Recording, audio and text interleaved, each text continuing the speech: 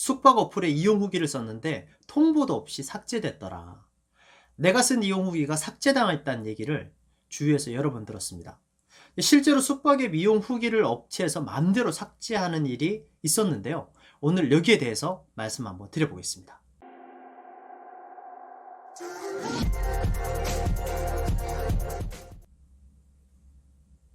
안녕하세요. 숙박TV 장춘혁입니다. 반갑습니다.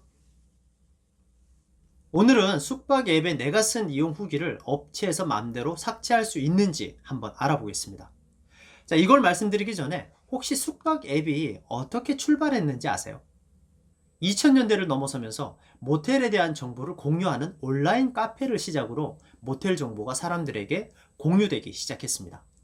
그 카페는 몇 년 지나지 않아서 홈페이지로 발전했고, 그 몇 년이 더 흘러서 스마트폰이 보급될 때 어플로 만들어져서 현재 우리가 사용하는 숙박 앱이 된 겁니다. 그러면서 고객들은 숙박업소에서 있었던 자신만의 경험을 스스로 공유하기 시작했습니다. 그게 바로 우리가 흔히 보는 이용 후기입니다. 숙박업체 대표 입장에서는 과거와 많이 달라진 거라면 현장에서 즉흥적으로 숙박업소를 방문하던 고객이 숙박 앱을 통해서 유입되는 형태로 바뀐 거죠. 당연히 없던 루트가 하나 더 생겼으니까 업체 입장에서는 과거와 비교해서 불편할 수밖에 없습니다. 자, 물론 숙박업소에서 잘해야 되겠지만 불친절한 프론트 직원이 있다더라, 객실이 더럽더라, 숙박업소가 많이 낡았더라 라는 이용 후기는 영업에 악영향을 줄 수밖에 없습니다. 그래서 이용 후기를 숙박업체가 삭제하거나 비공개 처리하는 일이 있었습니다. 보통 고객이 쓴 게시글을 보이지 않도록 하는 것을 블라인드 처리시킨다 라고 표현을 합니다. 물론 그것은 문제가 있는 행동입니다. 정당하게 작성된 후기를 내 기분 나쁘다고 함부로 삭제하거나 비공개 처리시키면 법적인 제재를 받게 됩니다.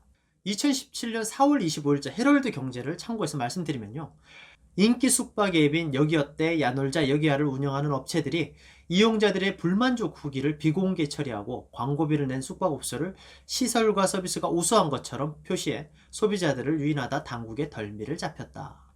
실제로 3년 전에 고객 불만이나 업체에 대한 불리한 이용 후기를 비공개 처리시키거나 숙박업소를 과대 광고해서 3사가 동시에 공정거래위원회 과태료 처분을 받았던 적이 있었습니다.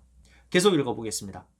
공정거래위원회는 숙박업소에 대한 불만족 후기를 숨겨 소비자를 기만한 위드이노베이션 여기어때, 야놀자, 플레이앤뉴 여기야죠, 3개 업체의 시정 공표 명령과 과태료 각 250만원씩 총 750만원을 부과했다고 25일 밝혔다.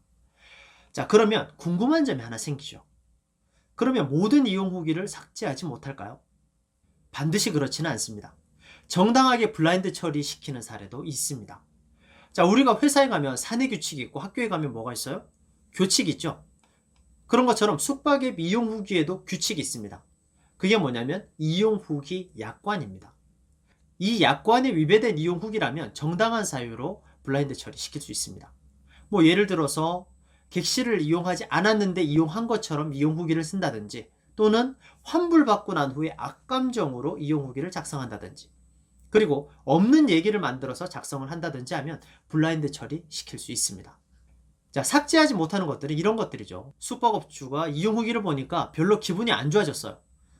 야, 이거 좀 삭제시켜 라고 해서 마음대로 블라인드 처리시킨다면 그것은 문제가 있는 거죠. 자, 오늘 말씀드린 내용을 정리해보면요, 숙박업체가 마음대로 고객이 작성한 이용 후기를 삭제하지는 못하지만 고객이 이용 후기 약관이나 호텔 이용 약관에 위배된 이용 후기를 작성한다면 정당한 사유로 이용 후기를 블라인드 처리시킬 수 있다라고 말씀을 드립니다. 자, 오늘은 여기까지 말씀드리겠습니다. 자, 제가 등록한 다른 영상도 한번 보시면요, 재밌고 유용한 정보가 많습니다. 자, 편하게 쉬러 간 모텔에서 우리를 불안하게 만드는 요소가 있습니다. 바로 몰래카메라인데요, 500원 투자해서 객실 몰래카메라 모조리 찾아낼 수 있는 방법을 알려드리겠습니다. 자, 그리고 딱 한마디로 좋은 객실 입실할 수 있는 방법도 알려드립니다. 그리고 모텔에 가면 침대를 이용할 때 그런 생각 들지 않으세요? 이 침대 시트를 갈았을까 안 갈았을까? 그런 생각 한 번쯤 해보셨을 거예요. 침대 시트를 교체했는지 하지 않았는지 알아보는 방법도 알려드리겠습니다. 보시면 재미있을 거예요.